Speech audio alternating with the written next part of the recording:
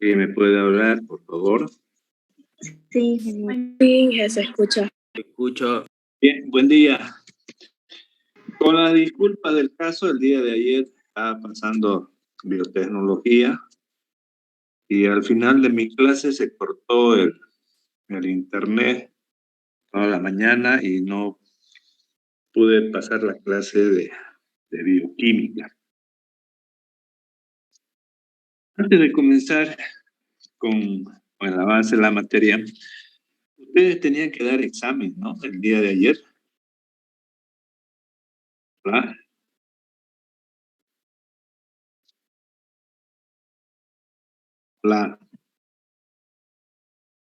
Me preguntaba si el día de ayer iban a dar examen de bioquímica.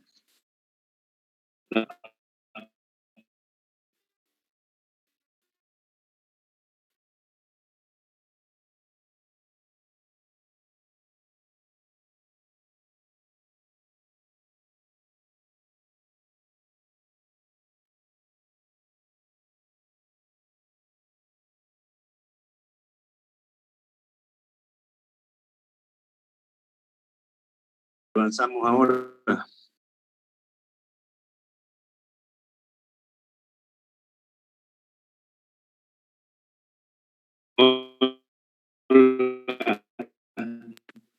Inge, no sé si es solo mi internet o se lo escucha entrecortado. No se escucha entrecortado. Inge. Sí, se escucha entrecortado.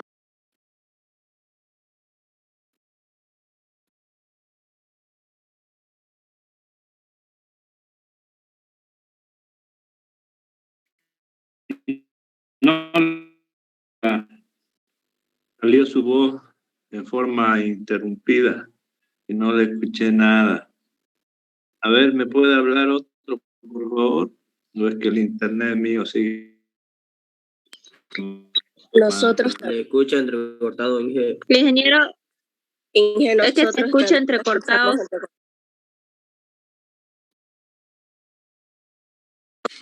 Inge, creo que es su internet.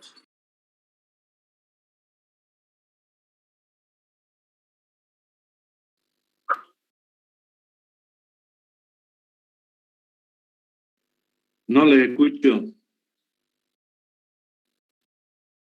Hola. Está Inge, entrecortado. Se escucha.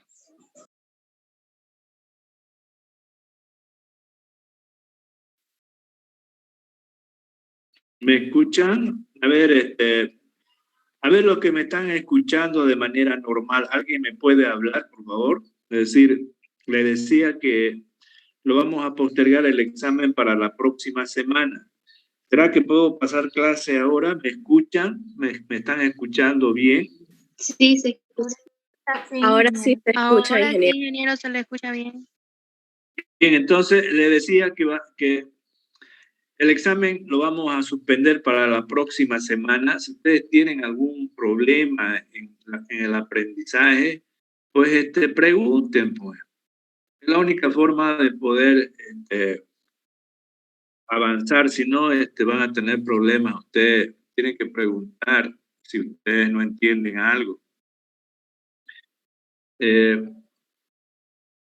Yo voy a seguir avanzando. Estábamos hablando del ciclo de los ácidos orgánicos, el ciclo de Krebs, ciclo aeróbico. Si hay algún problema con el internet, por favor me avisan, ¿ya? Bien, estábamos viendo, ¿no es cierto?, este ciclo metabólico y habíamos mencionado de que este ciclo es uno de los ciclos más importantes del catabolismo de las diferentes estructuras químicas, es decir, me refiero a los carbohidratos, a los lípidos, es decir, a la grasa, y también a los aminoácidos provenientes de las proteínas. Todas esas moléculas químicas orgánicas, cuando hacemos ingesta de esos alimentos, van a ir por las vías aeróbicas al ciclo de Krebs, al ciclo que estamos analizando. Habíamos visto cómo se forma el acetil de la coenzima A partir del piruvato, si venimos por la vía de los carbohidratos. Y habíamos visto que en este ciclo metabólico, ese acetil de la coenzima A, que es una molécula altamente energética, reaccionaba en la primera reacción del ciclo de Krebs con el oxaloacetato para formar el citrato. Y habíamos visto también ya 3 reacciones del ciclo de Krebs. Y para proseguir entonces con el avance, vamos a ver ahora la reacción número 4 del ciclo de Krebs.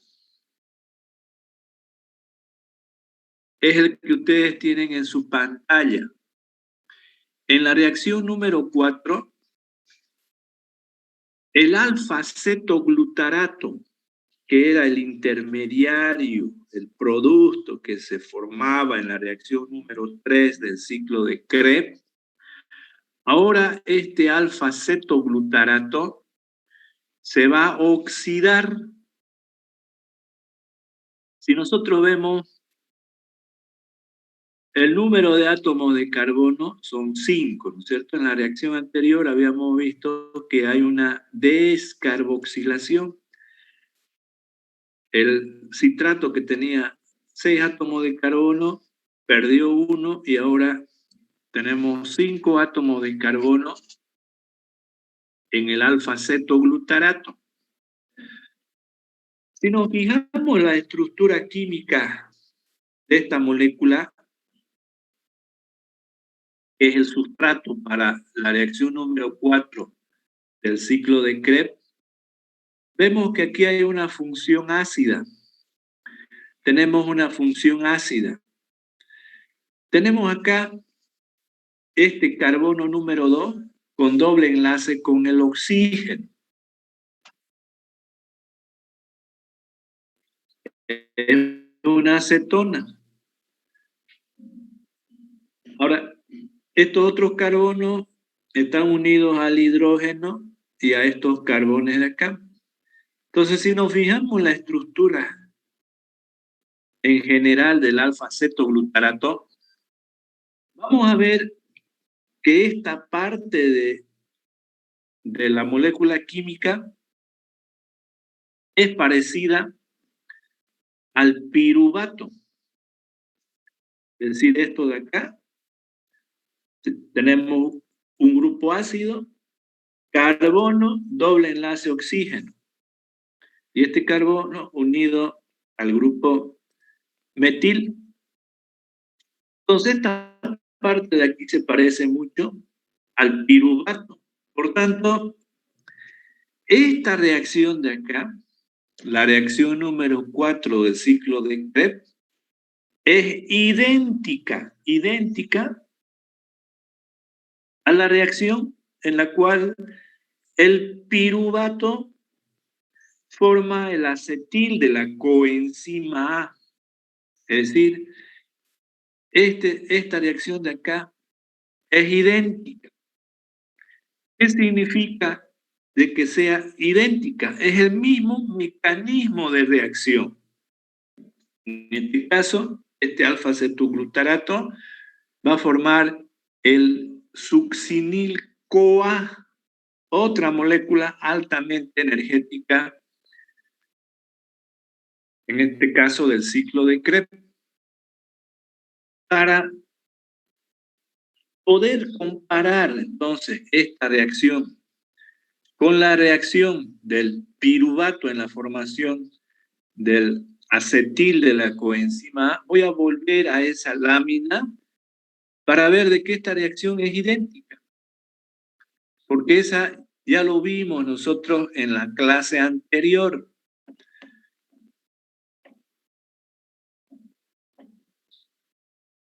Estoy hablando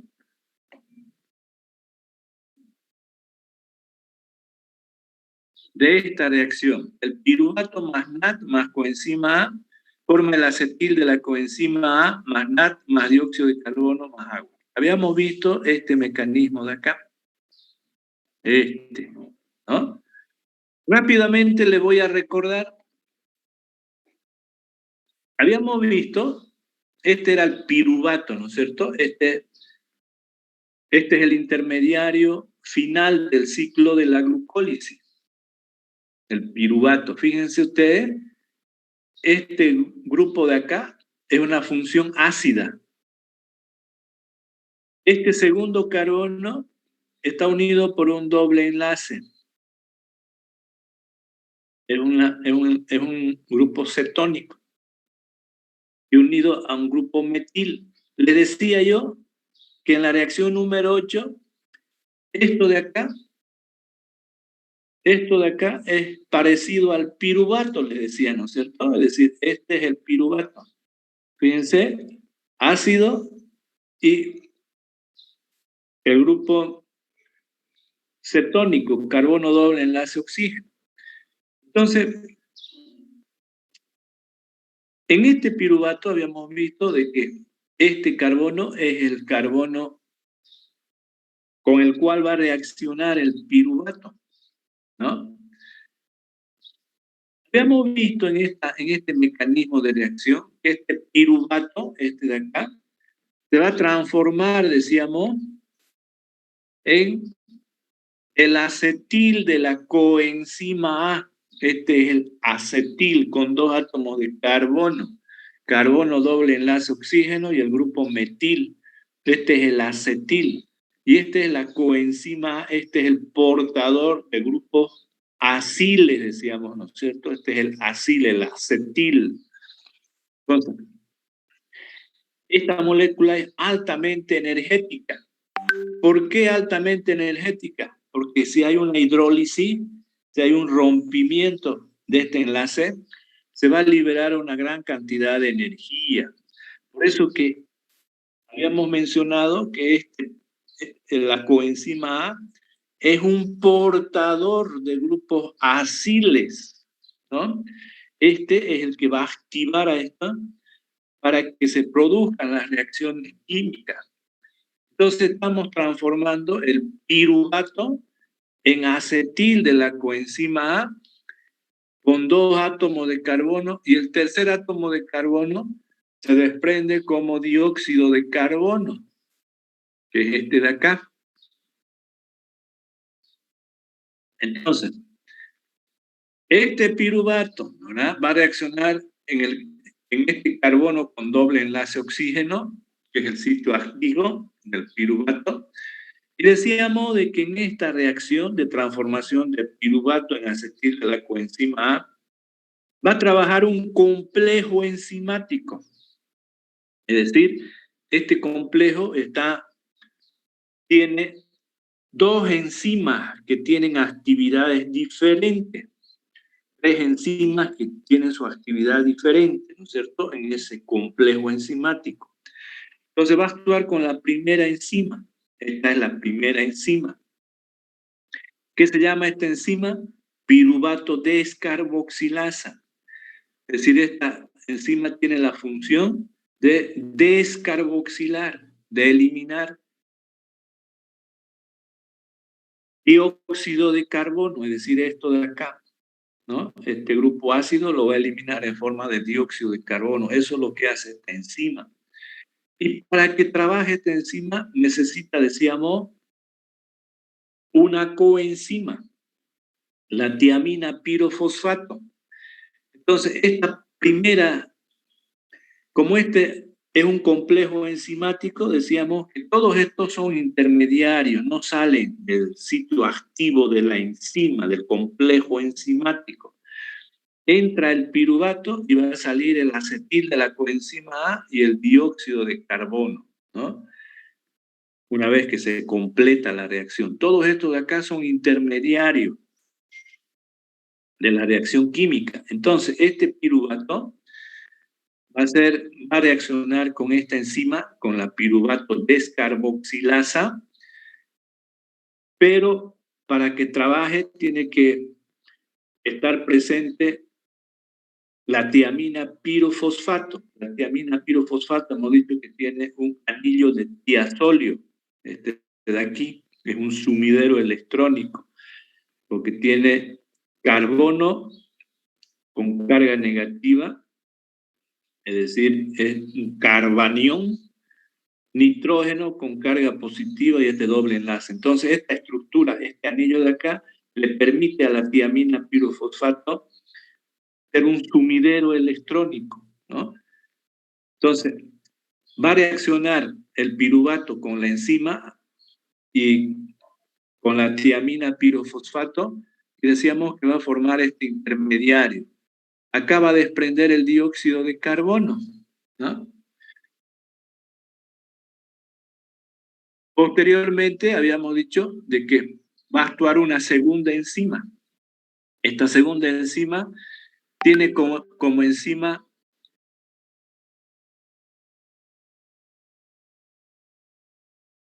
al lipoato, que es este de acá.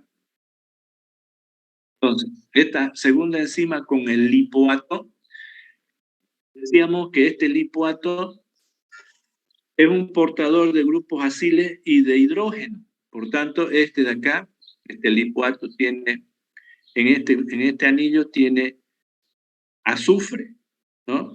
Tiene un enlace tiol. Entonces, una vez que actúa la segunda enzima, este va a atrapar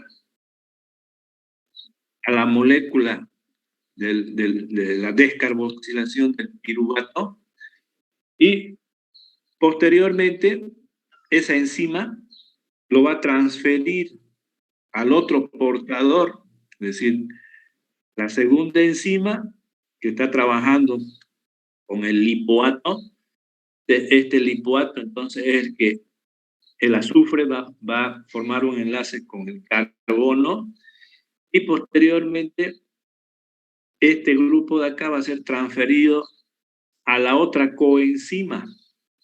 Es decir, esta misma enzima va a trabajar entonces con estas dos coenzimas, con el lipoato y con la coenzima A. Le está transfiriendo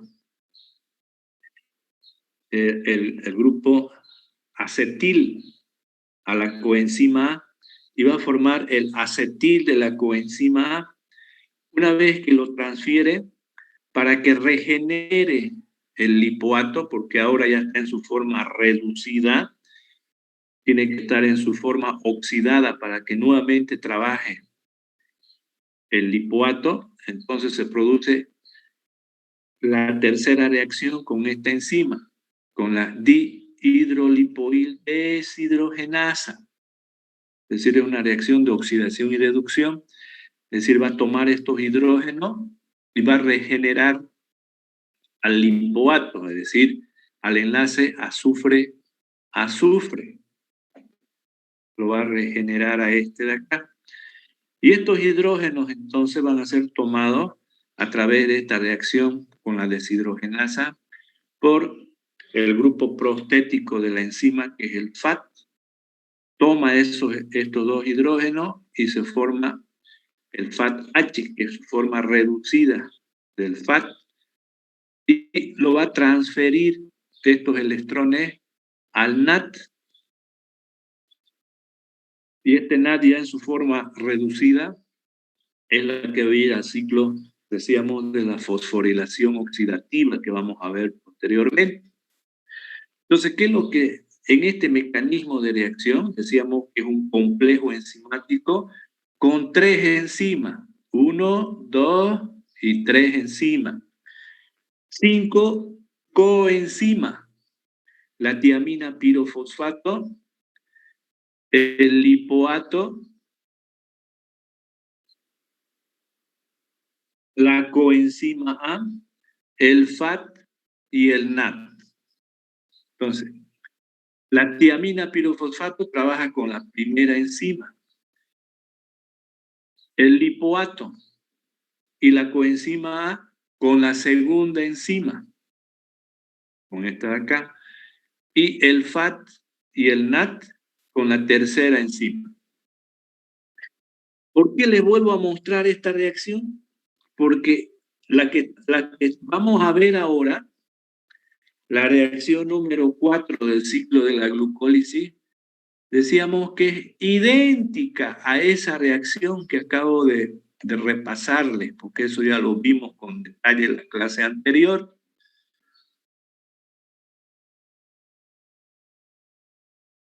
Entonces, esta reacción es idéntica. Este de acá es el cetoglutarato, el que vimos era el piruvato, ¿no es cierto? Este es el alfa-cetoglutarato. ¿Cuántos electrones tiene? 5. Si nos fijamos acá, decíamos que esto de aquí es parecido al piruvato. Entonces, este de aquí es su centro activo y trabaja lo mismo que en esa reacción de transformación del piruvato en acetil de la coenzima A. Pero ahora este alfa-cetoglutarato va a formar el succinil de la coenzima A. Es decir, aquí está el portador de la coenzima A que va a transportar este grupo acil. Entonces, el mecanismo es el mismo que acabamos de ver, es un complejo enzimático, ¿no? Y va a trabajar con las 5 coenzimas, con la tiamina pirofosfato, con el lipoato, con la coenzima A, con el FAT, con el NAT. Ahora, ¿cómo se llama esta enzima? Se llama complejo alfa-cetoglutarato, porque este es el sustrato, y la función es deshidrogenasa, ¿no? Ese es el nombre del complejo enzimático. Ahora, ese complejo enzimático tiene 3 actividades, 3 enzimas que tienen funciones diferentes, ¿no es cierto? Como acabamos de ver. Entonces, la primera recibe siempre el nombre del complejo. Será el alfa-cetoglutarato deshidrogenasa, que es lo mismo que el nombre del complejo. La segunda es el dihidrolipoil transsuccinilasa, es decir, hace la misma función, pero acá ya es el nombre de la molécula, transsuccinilasa. Y la tercera es dihidrolipoil deshidrogenasa, porque va a trabajar con el FAT y con el NAT. Es decir, este de acá, repito, es la misma reacción que vimos en la transformación del piruvato en acetil de la coenzima A. Y los biólogos se fijan en esas reacciones para ver la evolución de las enzimas. Entonces, si este complejo enzimático es parecido al anterior que vimos, significa de que las dos enzimas tienen el mismo origen evolutivo, ¿no? Porque son muy similares en su mecanismo de reacción. Ahora, el producto acá es el succinil, ¿no? En el otro era el acetil. Este es el succinil de la coenzima A. Y habíamos visto ya esta molécula en el primer capítulo como molécula altamente energética. Esta de acá, si hay un rompimiento de hidrólisis de este portador, que es la coenzima A, entonces va a haber una alta liberación de energía, ¿no? Entonces, este succinil, al igual que el acetil de la coenzima A, es un portador para que estos puedan reaccionar. Si esto se rompe, va a liberar una alta cantidad de energía y eso es lo que va a pasar en la siguiente reacción, que es la reacción número 5. El delta G estándar a pH 7 es menos 33.5 kilojulios por mol de esta reacción. Significa de que en condiciones estándares esta reacción siempre va a estar desplazada hacia la derecha, ¿no? Por la alta cantidad de la energía libre que libera.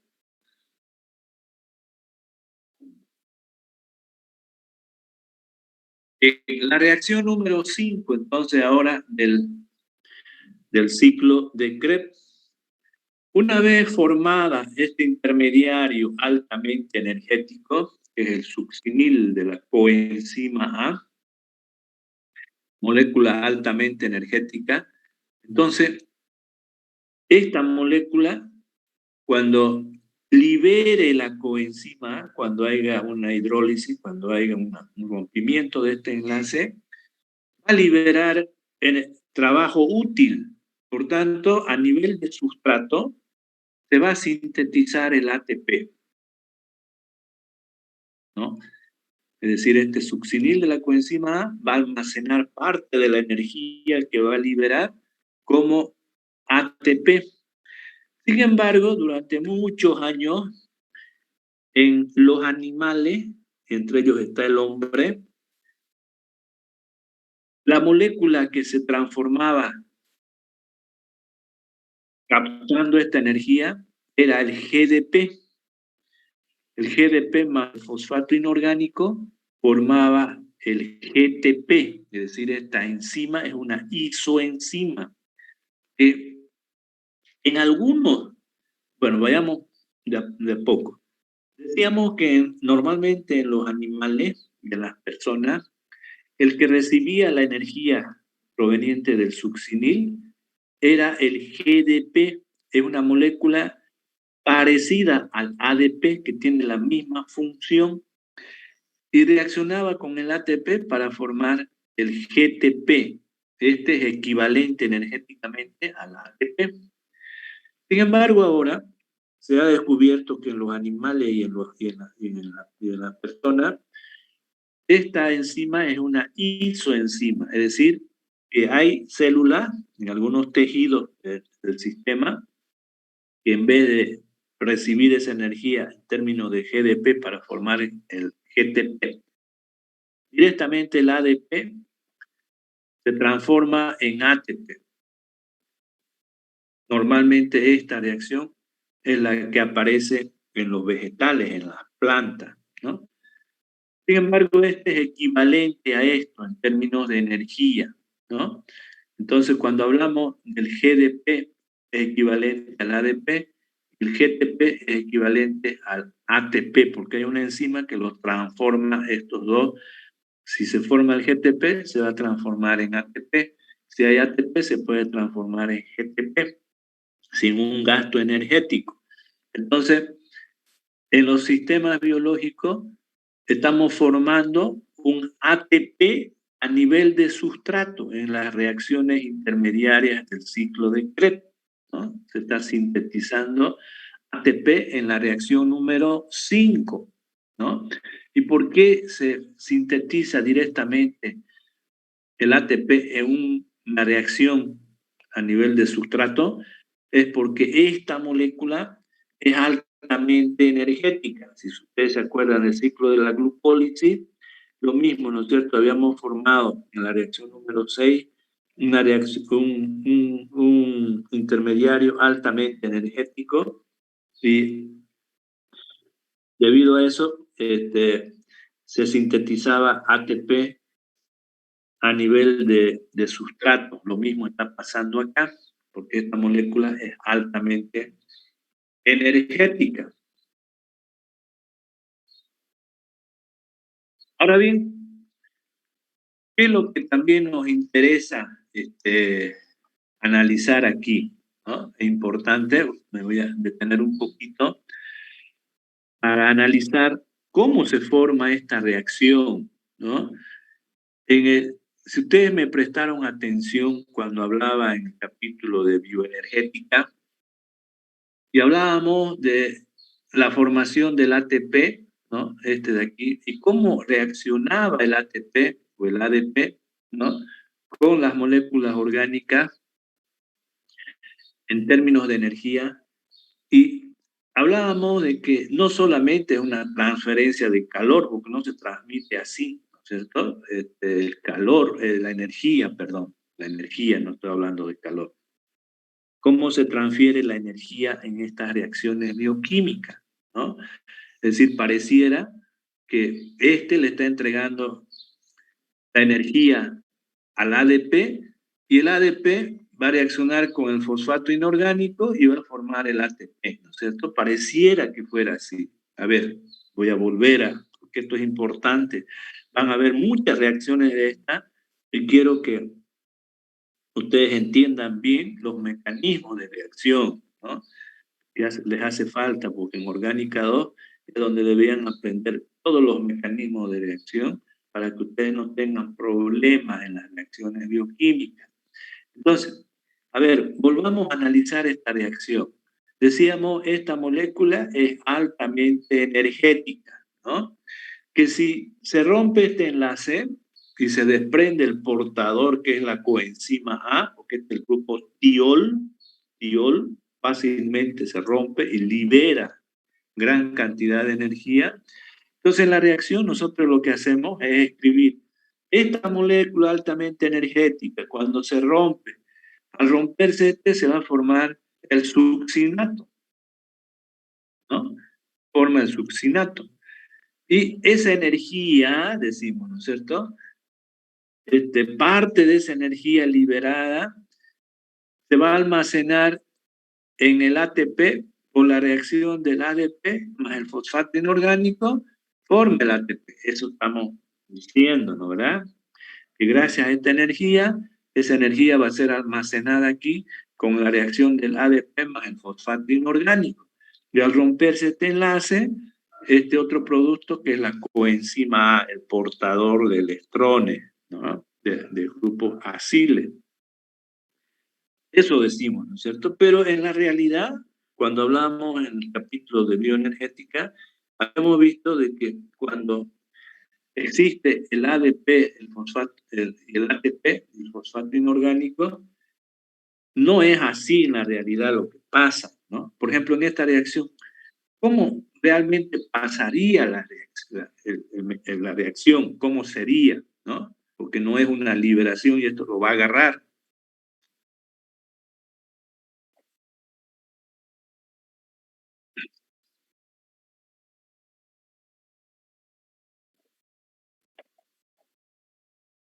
Entonces, si recordamos un poco sobre bioenergética, ¿cuál sería el mecanismo por el cual se sucede esta reacción? Sería lo siguiente, ¿no? El succinil de la coenzima A, es decir, esta molécula química que es el sustrato,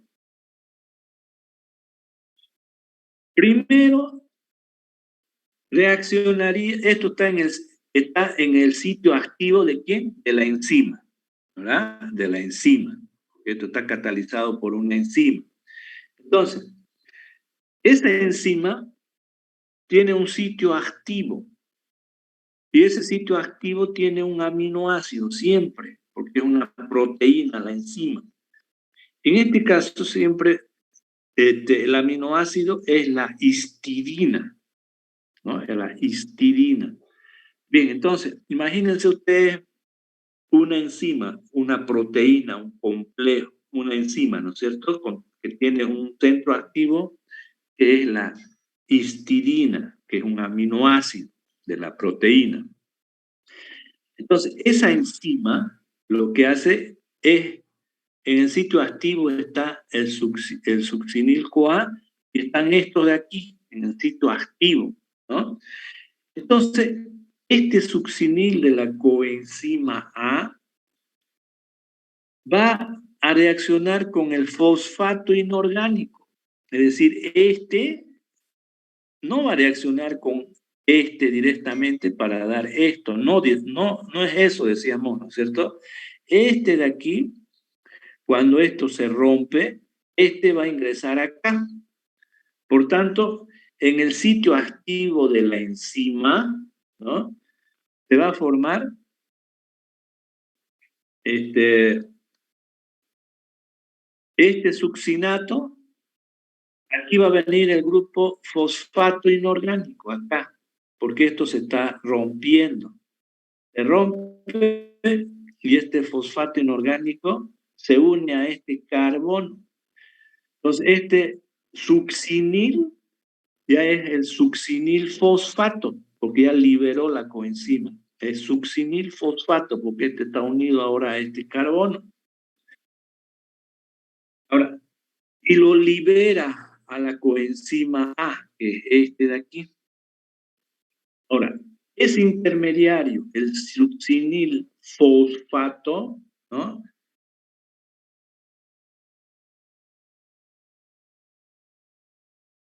Libera al grupo fosfato y se forma el succinato. Se va a formar esto de acá. Y ese grupo fosfato va a ser tomado por la histidina de la enzima. En ese aminoácido va a quedar ese grupo fosfato, este que estaba unido acá, ese fosfato va a quedar unido a la enzima. Y este ADP posteriormente va a reaccionar con el fosfato que está en la enzima unido a la histidina y va a formar recién el ATP. O sea, este más este va a formar esto, ¿no? Y nuevamente se libera la enzima, una vez que forma estos productos, se libera la enzima para volver a trabajar la enzima nuevamente catalizando esta reacción.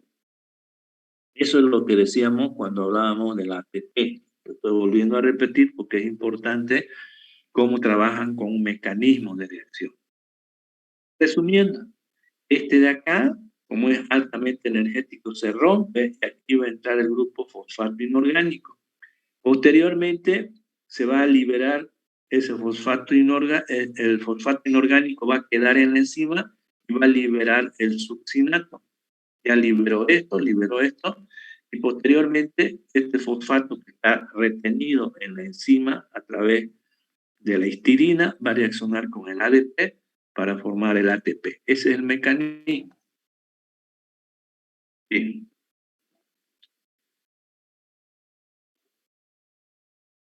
La reacción número 6. El succinato ahora, si nos fijamos, en esta reacción, en la reacción número 6, dice la molécula de 4 carbonos, 1, 2, 3, 4 carbonos, que es el succinato, se oxida para formar fumarato. Este de acá es el fumarato. Y el FAT-H2 significa de que esta enzima de acá es una deshidrogenasa. Es decir, va a quitar el hidrógeno de este carbono y el hidrógeno de este carbono para formar un doble enlace acá. Esos dos hidrógenos van a pasar a esta coenzima FAT, que está como grupo prostético en el centro activo de la enzima y va a formar el FAT-H2, es decir, este de aquí es en su forma reducida de este grupo prostético, de esta coenzima. Es una reacción de oxidación y reducción, es decir, aquí es una reacción de oxidación y reducción, acá está liberando electrones, ¿no es cierto?, en términos de hidrógeno, hidrógeno protonado. ¿Cuánto?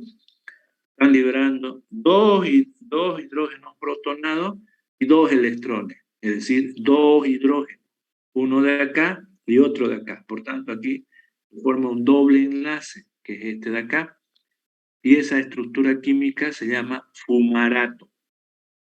Ahora, esta deshidrogenasa no trabaja con NAT, trabaja con el grupo prostético FAT. Entonces, esta enzima no es como la que trabaja con NAT, ¿no?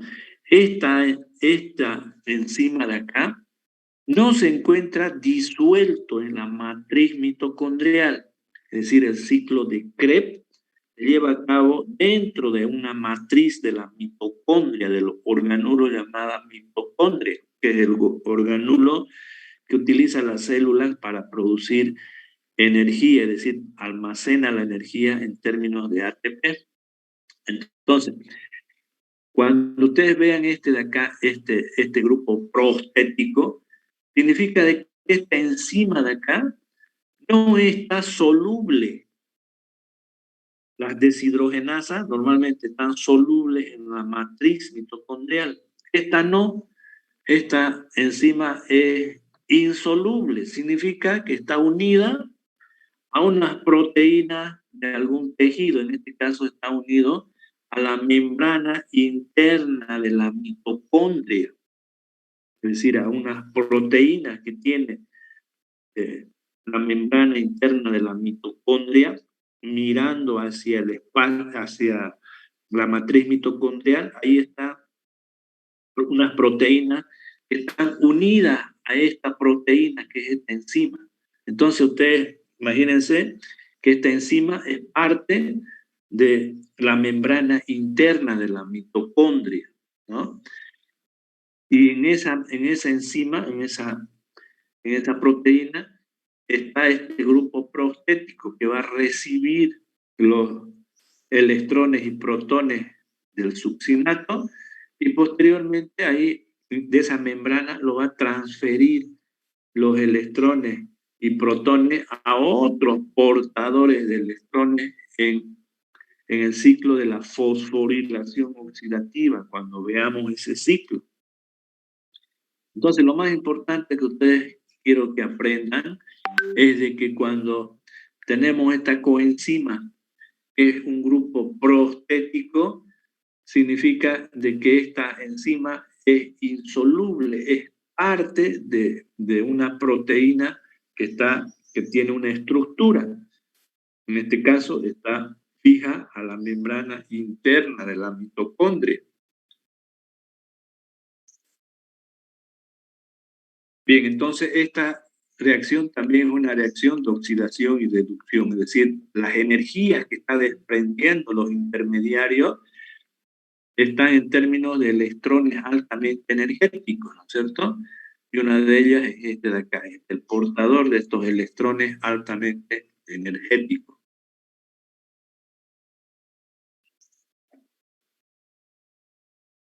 La reacción número 7.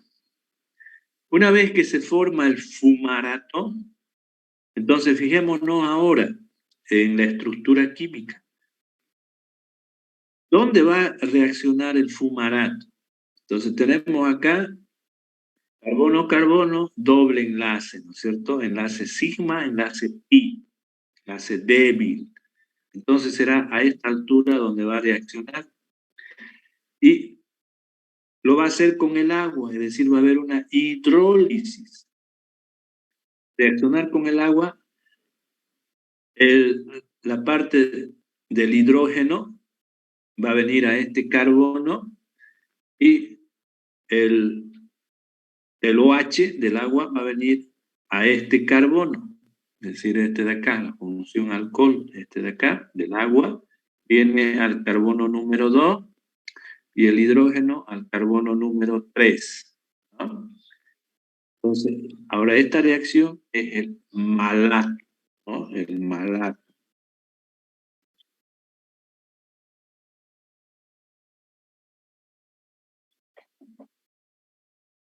Bien. La siguiente reacción, fijémonos en el malato. ¿Dónde va a reaccionar ahora? ¿A qué nivel va a reaccionar el malato? Nos fijamos acá, este puede reaccionar, esto también, y también este de acá, ¿verdad? Entonces va a desprender este hidrógeno, va a desprender este hidrógeno y va a formar entonces, si desprende este hidrógeno y este hidrógeno, va a formar un doble enlace con este oxígeno. Por tanto, si desprende hidrógeno, es una reacción también de oxidación y reducción. Y ahora, esos electrones altamente energéticos va a ser tomado por el NAT, que es la coenzima de esta deshidrogenasa. Y va a formar, al desprenderse de estos hidrógenos, forma el doble enlace acá, y esta estructura ya es el oxaloacetato. Este de acá es el reactivo en la primera reacción del ciclo de Krebs, es decir, es un ciclo metabólico, porque si este es el que comienza con la primera reacción del ciclo de Krebs, Y en la última reacción, que es la número 8, se está volviendo a sintetizar el oxaloacetato, significa que es un ciclo metabólico. Entonces, este de acá ya es el oxaloacetato que está liberando hidrógeno. Estos dos hidrógenos están liberando hidrógenos protonados y electrones que van a ser transportados por el NAT, ¿no? El NAT siempre transporta dos electrones altamente energéticos y un hidrógeno. El otro hidrógeno queda como hidrógeno protonado en la matriz mitocondrial. Entonces, con esto se está completando el ciclo de Krebs, ¿no? Ahora, si nos fijamos, la cantidad de energía, el delta G, en condiciones estándares al pH 7, este de acá es positivo y grande, o sea que la reacción tendría que venir de derecha a izquierda, ¿no? Pero ¿cómo entonces sucede esta reacción? Resulta de que estamos hablando en condiciones estándares primero, ¿no es cierto? No estamos hablando en condiciones reales, porque no podemos medirlo ahí dentro de la célula, porque las concentraciones son bajísimas, en milimoles. Y cuando hablamos de condiciones estándares, estamos hablando de moles, ¿no? Concentraciones grandes que no hay en la célula, primero. Y además, lo más importante es que cuando ustedes vean una reacción, como en este caso, donde la reacción debía ser de derecha a izquierda. Sin embargo, en la realidad, esta reacción es de izquierda a derecha. Se va a dar rápidamente esta reacción de izquierda a derecha. ¿Y por qué eso? Porque este oxaloacetato es sustrato para la primera reacción del ciclo de Krebs.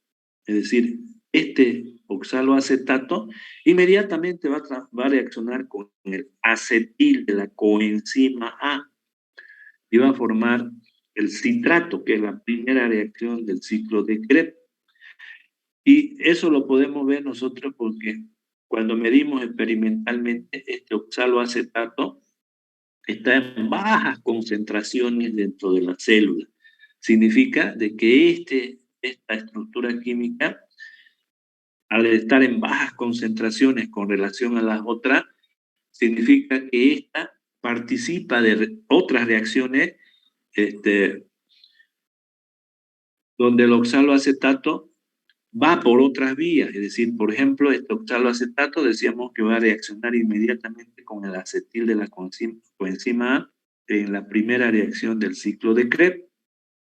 También este oxaloacetato, posteriormente vamos a ver de que es un intermediario muy útil, es un precursor de síntesis de varias moléculas. Por eso que está en concentraciones bajísimas, ¿no? Por ejemplo, vamos a ver algunas vías metabólicas donde este de acá, este intermediario del ciclo de Krebs, es el precursor, es decir, es el que empieza a sintetizar otras moléculas. Entonces, por eso que la reacción está desplazada siempre de izquierda a derecha, pese a que su energía libre en condiciones estándares sea positivo y grande. Bien, entonces, con esto acabamos de ver, ¿no es cierto?, las reacciones del ciclo de Krebs. ¿Qué podemos nosotros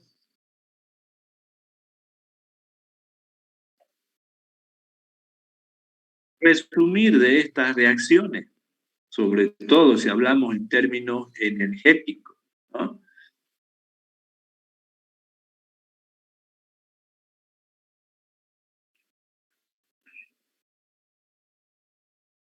Este es un resumen del ciclo de Krebs.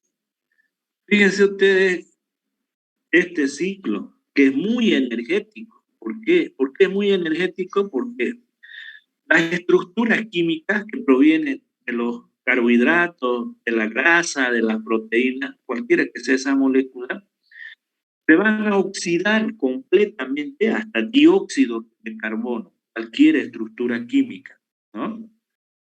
Por ejemplo, Estamos hablando, hemos visto el ciclo de la glucólisis, ¿no? ¿Verdad?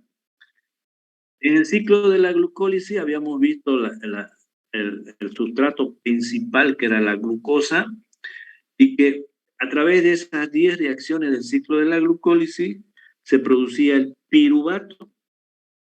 Y decíamos que el piruvato tiene todavía el 95% de la energía de la glucosa, apenas 5% lo utiliza en el ciclo de la glucólisis, ¿no es cierto? Por tanto, si nuestra célula quiere aprovechar esa energía que tiene la glucosa, en el ciclo de la glucólisis apenas eh, se utilizó el 5% de la energía de la glucosa.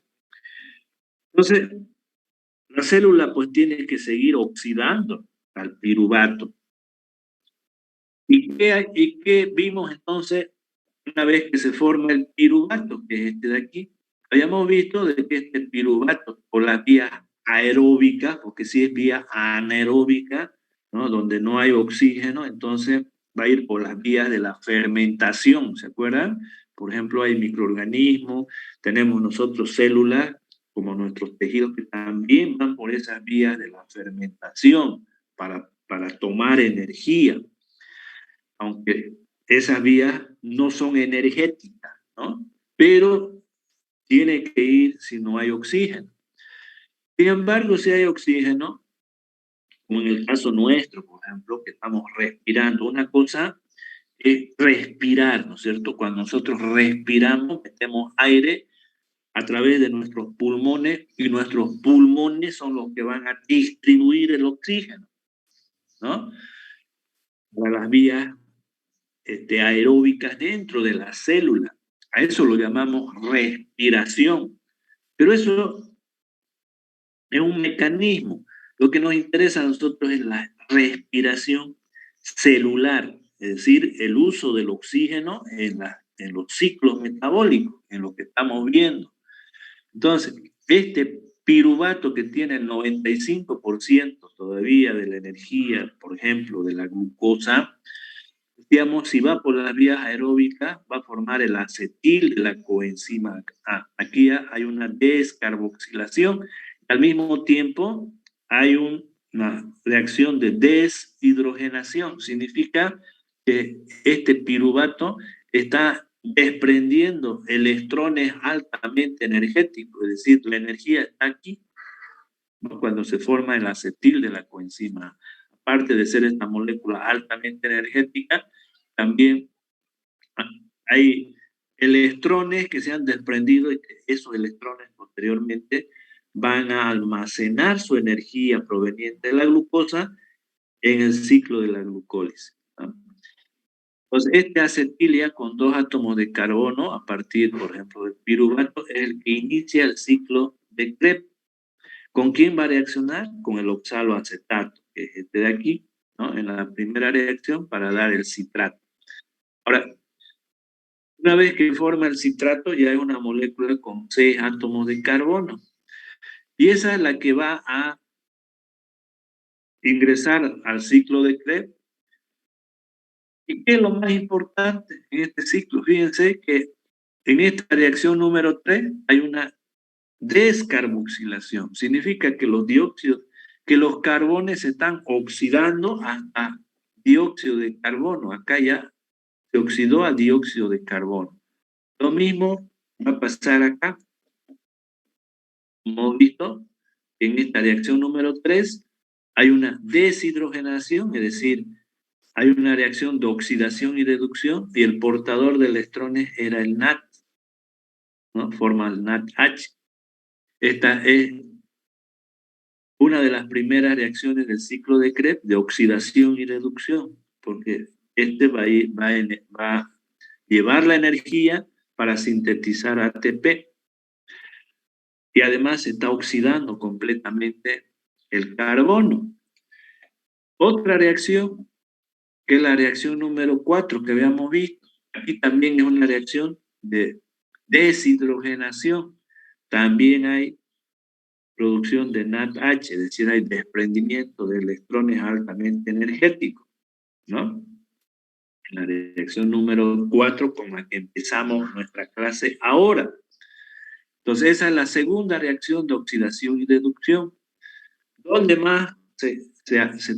Fíjense aquí, en esta reacción, la número 4 que vimos al comienzo, también es una descarboxilación, ¿no es cierto? Porque este es un complejo enzimático, decíamos. Lo que me interesa es que ya los carbones provenientes de la glucosa se están oxidando. ¿Hasta dónde? Hasta dióxido de carbono. Significa que las células están tomando energía, porque lo están oxidando carbono, hasta dióxido de carbono. En esta reacción de acá,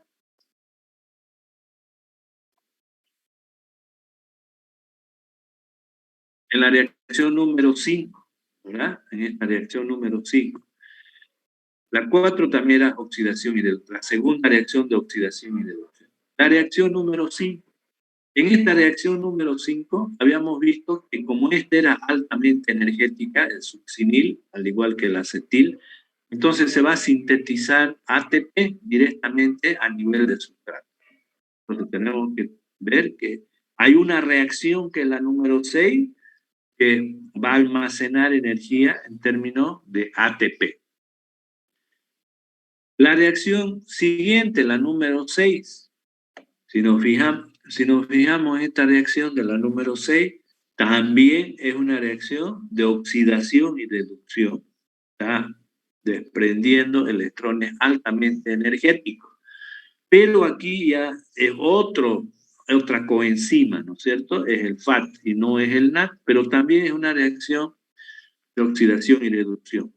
Les adelanto que el NAT, cuando entregue sus electrones en el ciclo de la fosforilación oxidativa, va a sintetizar aproximadamente 3 ATP.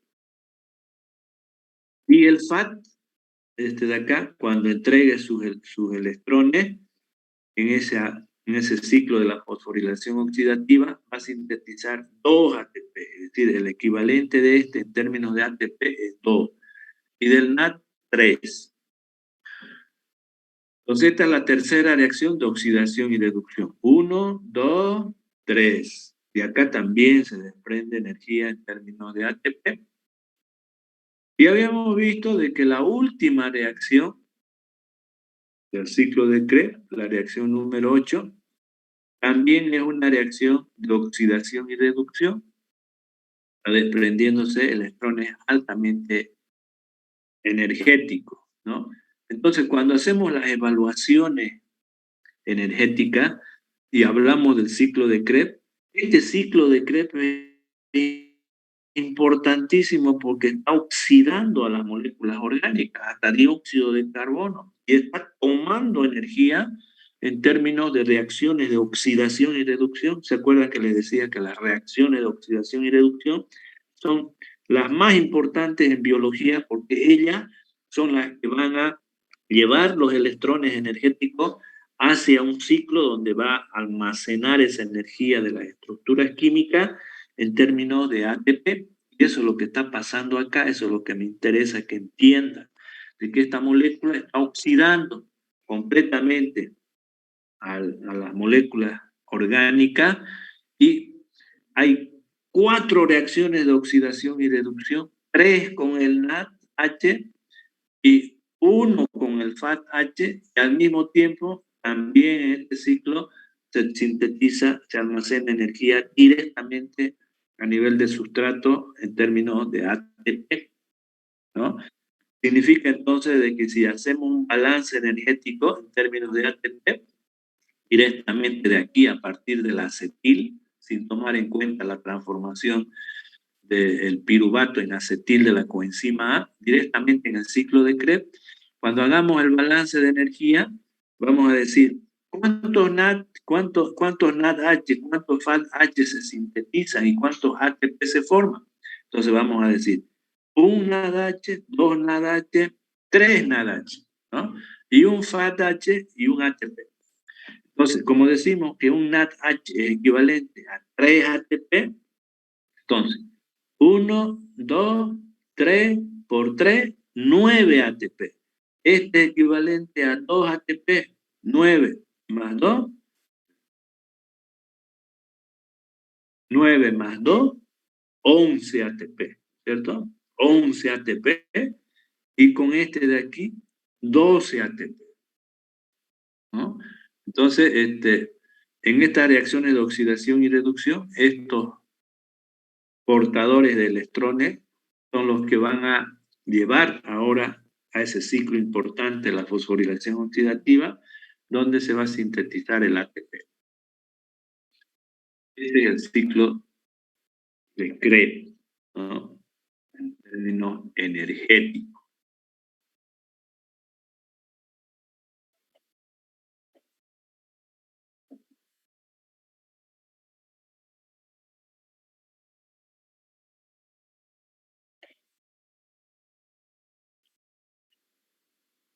Bien. No voy a entrar mucho en detalle porque después vamos a, si tenemos tiempo, el problema es que no tenemos mucho tiempo en el semestre por todos estos problemas que hemos tenido, pero de alguna manera quiero mostrarles, ya que estamos en esta página, mostrar de que los intermediarios del ciclo de Krebs, ¿no es cierto? Todos estos intermediarios de acá, principalmente les decía el oxaloacetato, ¿se acuerdan? Decíamos que esta reacción del malato al oxaloacetato energéticamente era positiva, ¿no? ¿Verdad? Pareciera que no se da, y decíamos que este de aquí está en bajas concentraciones, porque este va a reaccionar, una vez que se forma este oxaloacetato, va a reaccionar con el acetil de la coenzima A para formar el citrato en la primera reacción del ciclo de Krebs, decía. Por eso que este de aquí está en bajas concentraciones, ¿verdad? Y no solamente eso, sino decíamos que este oxaloacetato es un precursor, es decir, es la materia prima, la molécula prima para sintetizar otras moléculas. Por ejemplo, para mencionar alguna,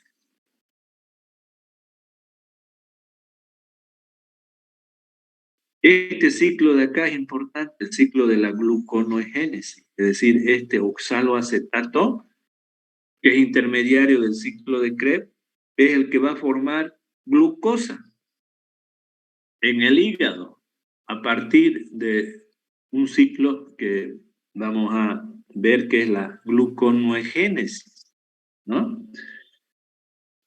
Después, este oxaloacetato también sirve para sintetizar varios aminoácidos, ¿no? Por ejemplo, acá estamos mencionando el aspartato.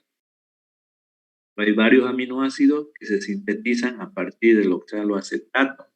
También hay pirimidinas importantes para el mecanismo celular que son sintetizadas a partir de este intermediario. Bien, entonces, lo que quiero que me entiendan es de que estos intermediarios del ciclo de Krebs son precursores, es decir, es la base para sintetizar muchas moléculas químicas, ¿no?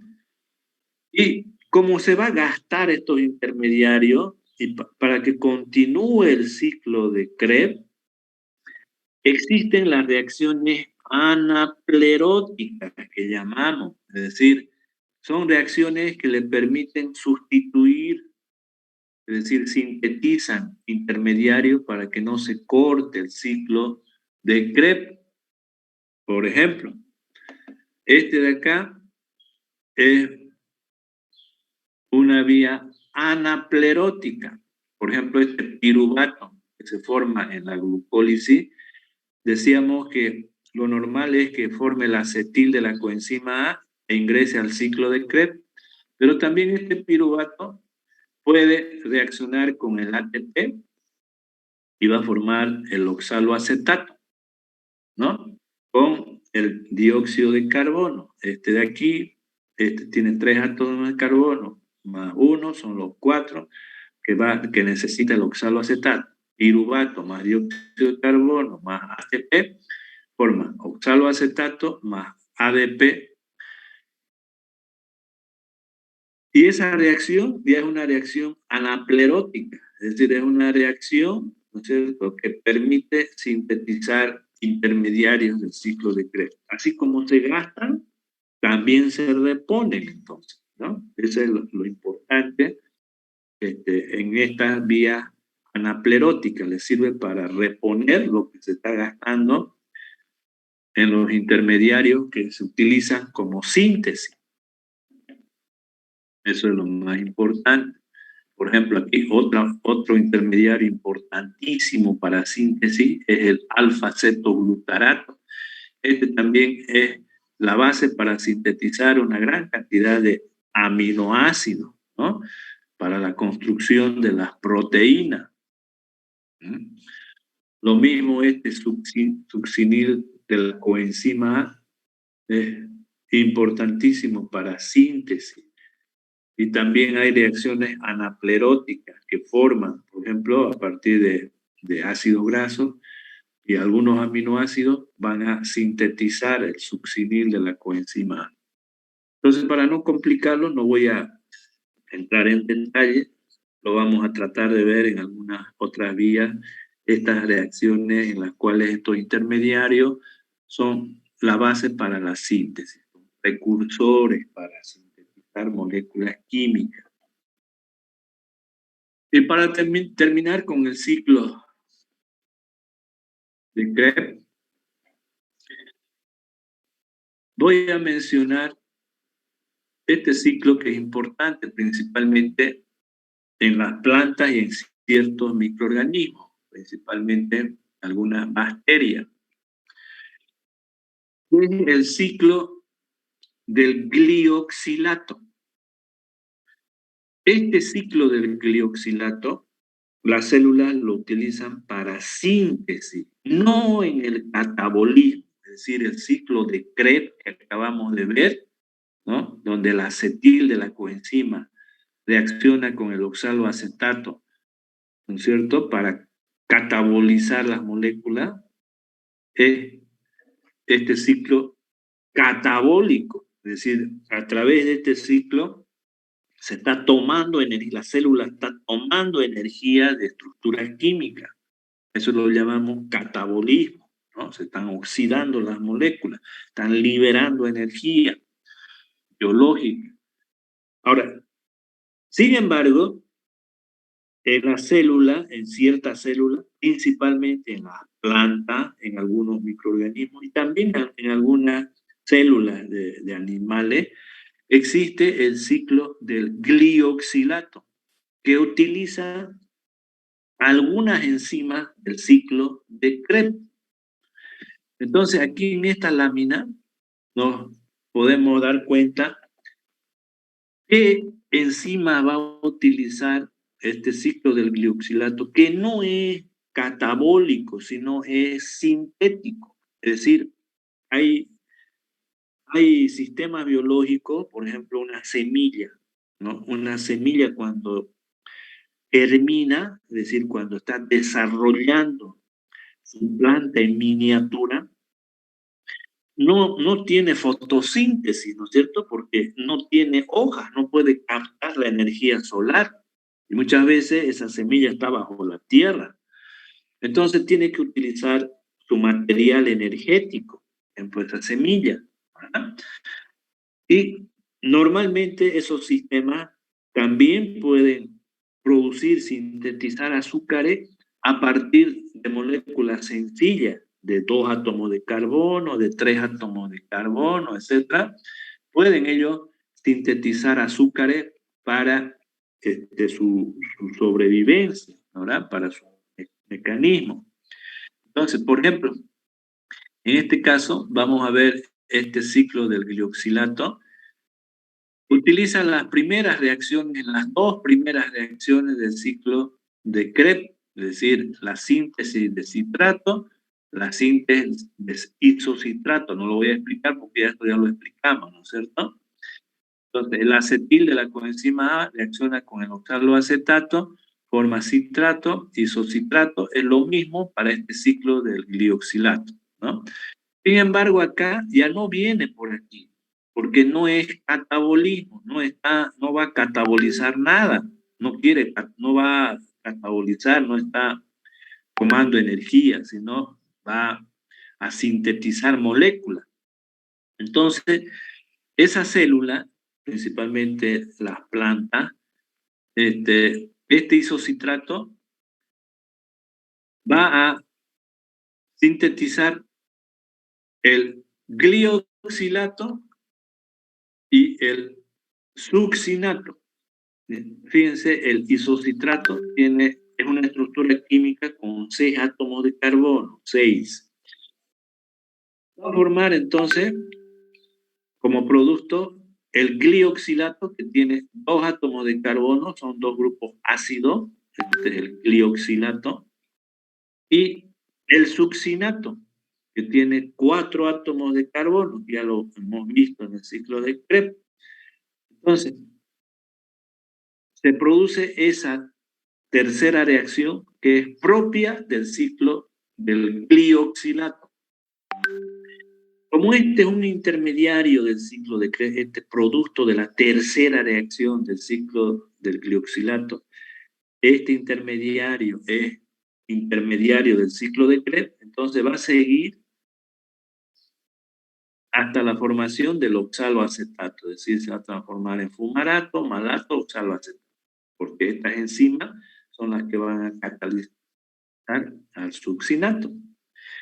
Este glioxilato que se forma va a reaccionar con una segunda molécula de acetil de la coenzima A y va a producir el malato.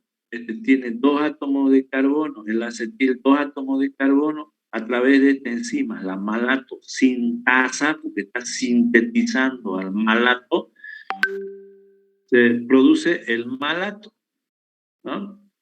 Entonces, una vez producido el malato, se transforma en oxaloacetato. Ese es el ciclo del glioxilato, ¿no? Es decir, es un ciclo que está sintetizando moléculas con 4 átomos de carbono a partir de moléculas de 2 átomos de carbono, como es el acetil de la coenzima A.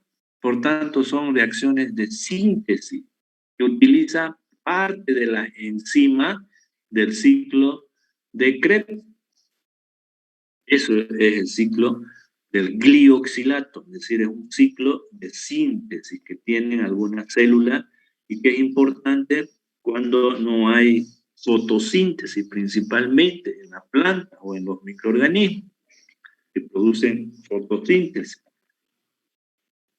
Más propiamente, en las células vegetales, esa reacción que acabamos de ver, lo vimos con relación al ciclo de Krebs, pero ese ciclo del glioxilato en los vegetales no se da solamente en la mitocondria, sino se da en diferentes organulos que tiene las células vegetales.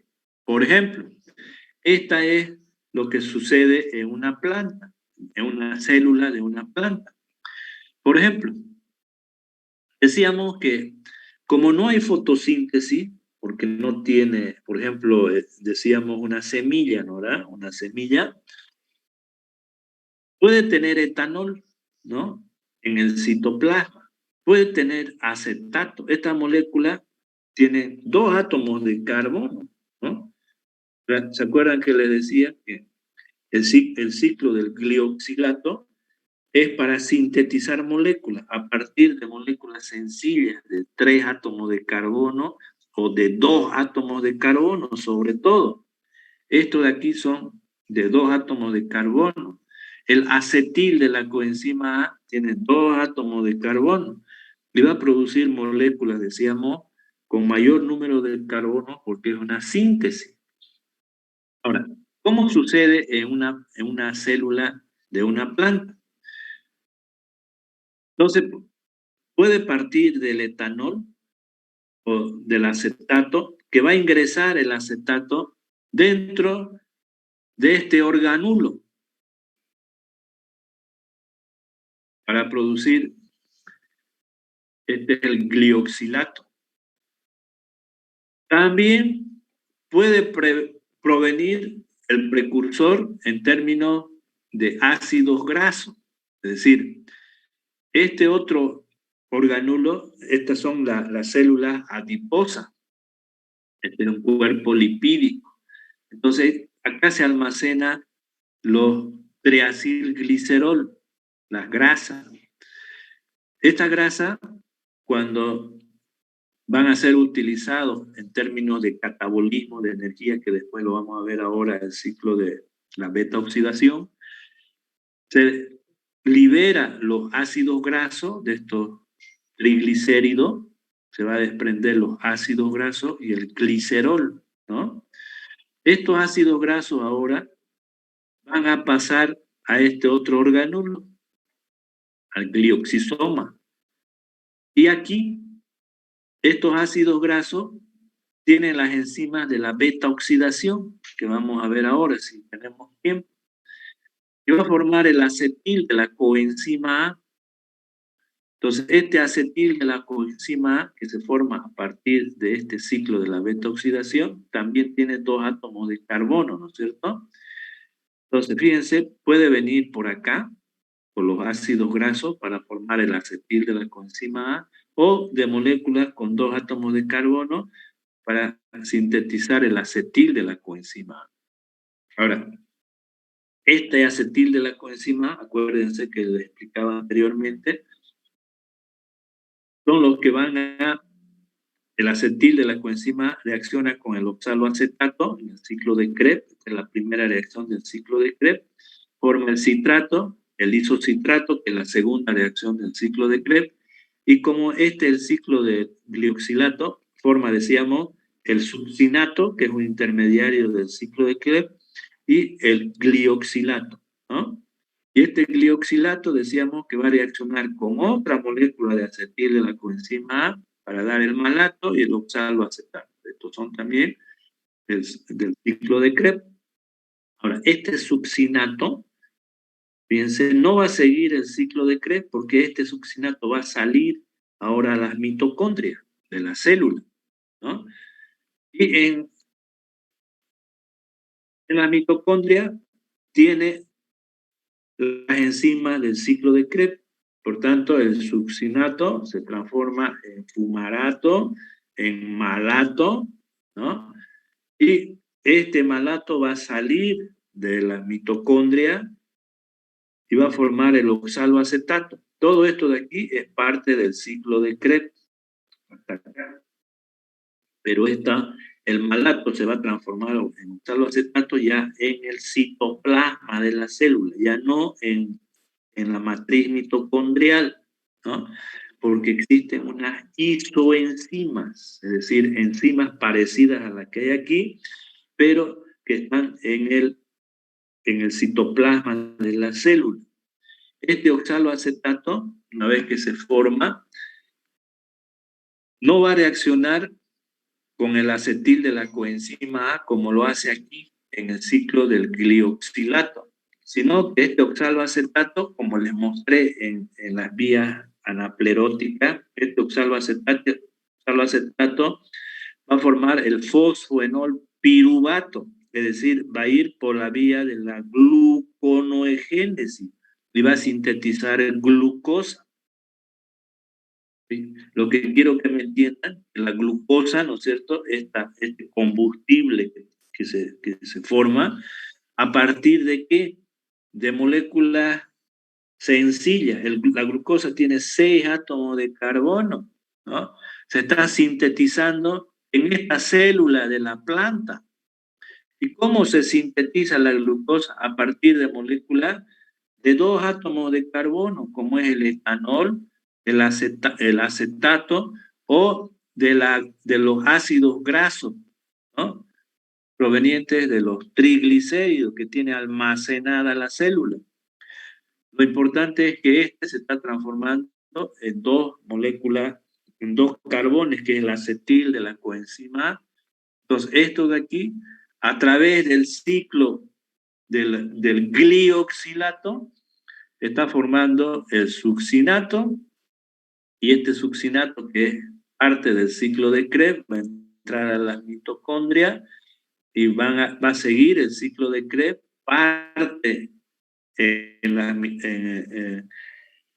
matriz mitocondrial y parte en el citoplasma de la célula, donde existen estas enzimas para la síntesis de glucosa a través del ciclo de la gluconeogénesis.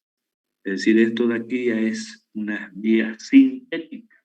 Esa es la importancia del ciclo del glioxilato, que utiliza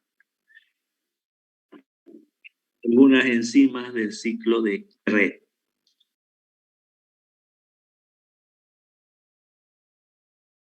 Bien. ¿Tienen alguna pregunta, alguna consulta sobre lo que estoy avanzando para que les pueda volver a explicar con otras palabras, con otros términos? ¿Quieren que extienda un poco más la explicación de alguna parte que no entendieron?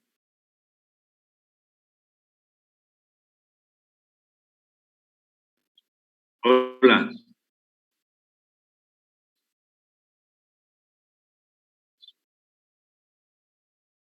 ¿Me están escuchando?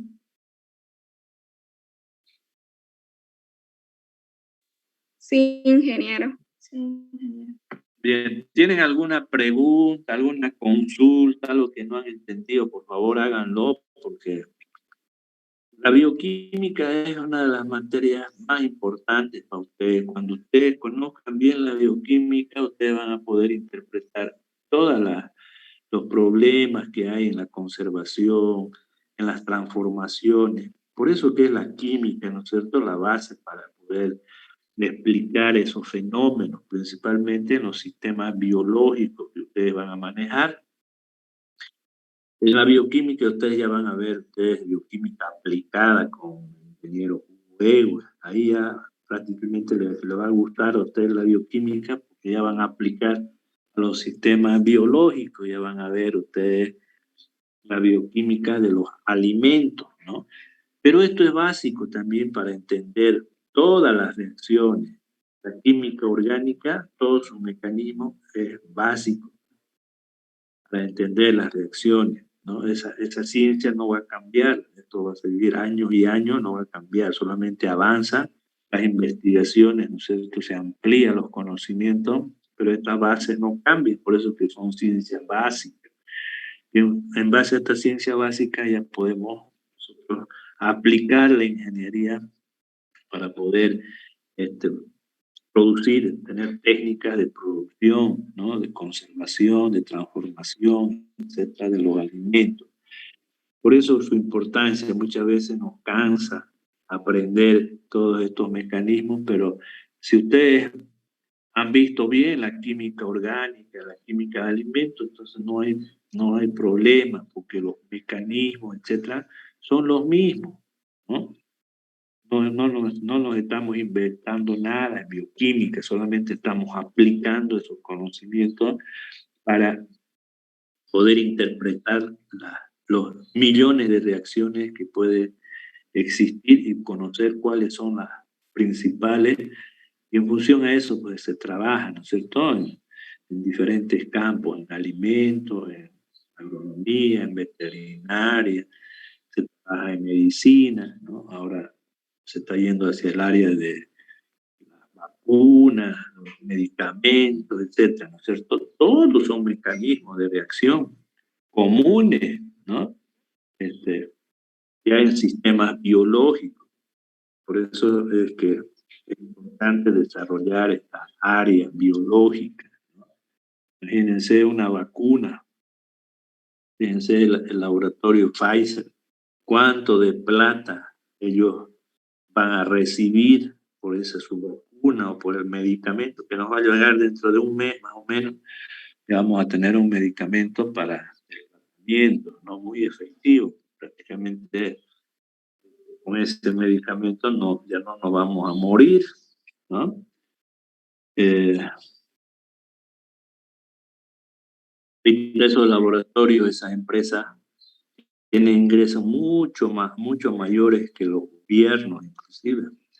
Por eso la importancia de las áreas biológicas, como es la tecnología, aplicado en diferentes áreas, ¿no? Sobre todo en este momento en el área de la farmacopea, producir un medicamento, una vacuna, etcétera, lleva un conocimiento en ciencias básicas, ciencias aplicadas en diferentes campos de la biología, como es la biología molecular, la biología celular, etcétera, donde ya podemos aplicar la ingeniería genética y poder trabajar y producir células, modificar inclusive las células, ¿no? Entonces ese campo es en el que más se va a desarrollar. Siempre en las pandemias son los momentos en los cuales se va desarrollando ciertas técnicas, ¿no? Que las aplica ya en diferentes campos. Por ejemplo, la producción de las vacunas de Pfizer, Moderna, etcétera, utilizan el ARN mensajero. Entonces, esa técnica de producción ahora de vacunas, seguramente en el futuro nos va a servir para poder producir una serie de vacunas, ¿no? Mucho más rápidas, mucho más efectivas. Y en otras técnicas también, que seguramente se van a desarrollar. ¿Y gracias a qué? Gracias precisamente a estos virus, ¿no? Que siempre existen en ciertas épocas. Los virus, estamos plagados de virus. Nosotros acá todos los sistemas biológicos tienen sus virus. Entonces, estos virus, que en este caso es el virus, el coronavirus, siempre existen en los animales. En su gato, en su perro, existen los coronavirus específicos para esos animales. Sin embargo, nosotros no lo tenemos. Y nos pasaron un animal, pasó el virus, ¿no? En esas mutaciones, otro sistema biológico es cuando hay estos problemas de pandemia, ¿no? Seguramente a partir de ahora ustedes ya tienen que tratar de convivir con las pandemias, porque esto va a ser cada vez los tiempos, los periodos de aparición de pandemias van a ser mucho más cortos.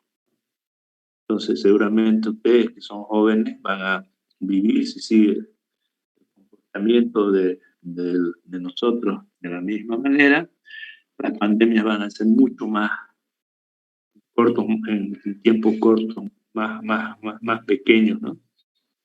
Sí, ustedes van a vivir varias pandemias, ¿no? Los que son jóvenes. Vivimos así,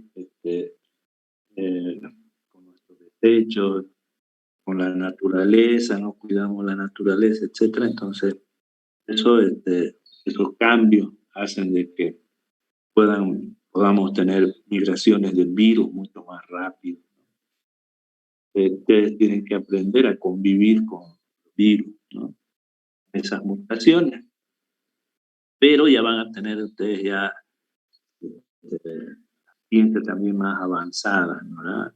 Que las vacunas se descubren en periodos mucho más cortos, ¿no? Utilizando ya la ciencia y la tecnología. Ya los genomas, etcétera, se va a ver ya su mecanismo ya mucho más rápido con las computadoras, etcétera, ¿no? Pero ya ustedes van a tener ya mayor posibilidad de poder combatir. Pero esto va a ser de manera mucho más continua, ¿no? Pero estos periodos de aparición de esta pandemia van a ser más cortos. Bien, ¿alguna pregunta, alguna consulta que quieren hacer de todo lo que estamos avanzando? ¿Qué quieren saber para que yo les pueda explicar? Pregunten, no se queden callados. Ingeniero, disculpa el examen para la próxima semana. ¿Qué día será? ¿Será hoy día viernes, el día viernes o el día jueves? Depende de ustedes qué día quieren que les tome el examen. Van a fijar la fecha para la próxima semana y eso no se va a mover ya, ¿no? Porque Ya no se ha movido el calendario académico, seguramente se va a hacer una semana más por ahí, pero sabemos que ya estamos llegando a un fin de año, ¿no? Y los plazos que tenemos para terminar el semestre ya son cortos, ¿no? Entonces, por eso que tenemos ya que avanzar lo más rápido posible los temas más importantes y tratar de concluir, ¿no? Ustedes van a tener ya un periodo mucho más agitado en cuanto a materias, ¿no? Todo el mundo le va a querer tomar exámenes, van a querer avanzar, etcétera, ¿no? Entonces, por eso es que ustedes fijen fecha y traten de no modificar las fechas, ¿no? Porque ya todos los profesores van a querer tomar sus exámenes y concluir en el periodo que está planeado.